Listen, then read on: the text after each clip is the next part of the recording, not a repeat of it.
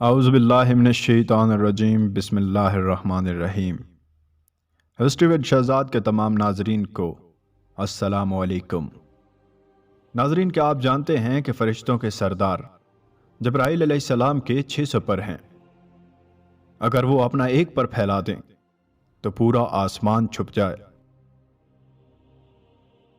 اللہ اور اس کی تخلیقات کے درمیان 90,000 پردے حائل ہیں۔ شب معراج کی رات جب حضرت محمد مصطفیٰ صلی اللہ علیہ وآلہ وسلم آسمانوں پر تشریف لے گئے تو اللہ اور حضرت محمد مصطفیٰ صلی اللہ علیہ وآلہ وسلم کے درمیان کوئی پردہ حائل نہ رہا۔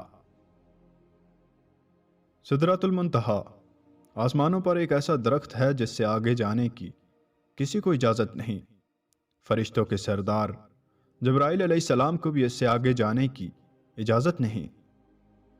سدرۃ المنتہا ایک ایسا درخت ہے جس کا ایک پتا اگر دنیا میں پھینک دیا جائے تو وہ ایک پورے ملک کو ڈھانپ دے۔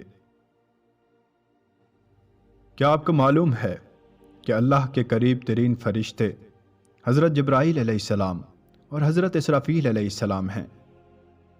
اللہ اور ان کے درمیان 4 پردے ہیں: روشنی، اندھیرے، بادل اور پانی۔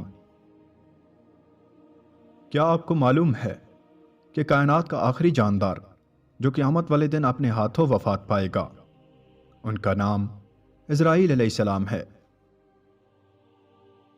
جہنم کی گہرائی اتنی زیادہ ہے کہ اگر اس میں ایک پتھر پھینکا جائے تو وہ 70 سال بعد جہنم کی تہہ میں پہنچے گا۔ یہ بات بھی شب معراج سے ثابت ہے، کیونکہ ایسا ہی ایک تجربہ آپ علیہ الصلوۃ والسلام نے شب معراج کی رات دیکھا، جس کے بعد ہمارے نبی نے ہنسنا بہت کم کر دیا، بلکہ نہ ہنسنے کے برابر کیا تھا۔ کیا ہوگا میری کمزور امت کا؟ جنت میں ایک درخت تو بھی ہے جس کا ذکر اللہ پاک نے قرآن پاک کی سورہ رعد آیت نمبر 29 میں کیا ہے۔ جنت میں کوئی ایسا مکان نہیں جہاں اس درخت کی شاخوں نے سایہ نہ کیا ہو۔ اگر ایک پرندہ اس درخت کے گرد پرواز کرنا شروع کرے تو 700 سال مسلسل پرواز کرنے کے بعد بھی وہ یہ چکر مکمل نہیں کر پائے گا۔ جہنم میں جو فرشتہ آگ بھڑکاتا ہے اس کا نام ہازان ہے۔ اسی فرشتے نے ہمارے نبی صلی اللہ علیہ وآلہ وسلم کو جہنم کی آگ کا دیدار کرایا تھا۔ معراج کی شب آسمانوں کے دروازے کھولنے والے فرشتے کا نام اسماعیل ہے، جس کا ذکر سورہ صافات آیت نمبر 10 میں کیا گیا ہے۔ اس فرشتے کی نگرانی میں 70,000 فرشتے ہیں، اور ان 70,000 فرشتوں کی نگرانی میں مزید 70,000 فرشتے ہیں۔ کیا آپ کو معلوم ہے کہ ابتدا میں ہم پر 50 نمازیں فرض کی گئی تھیں، لیکن موسیٰ علیہ السلام نے ہمارے نبی پاک صلی اللہ علیہ وآلہ وسلم سے کہا کہ آپ کی امت کمزور ہے، اس لیے بار بار رحم کی اپیل کی بنیاد پر نمازوں کی تعداد 50 سے 5 پر آئی۔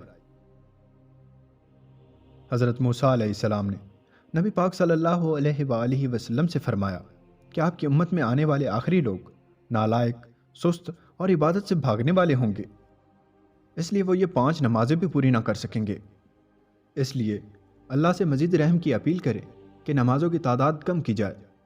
تو حضرت محمد مصطفیٰ صلی اللہ علیہ وآلہ وسلم نے کہا کہ اب مجھے حیا آ رہی ہے کہ اب میں مزید کمی کی درخواست کروں۔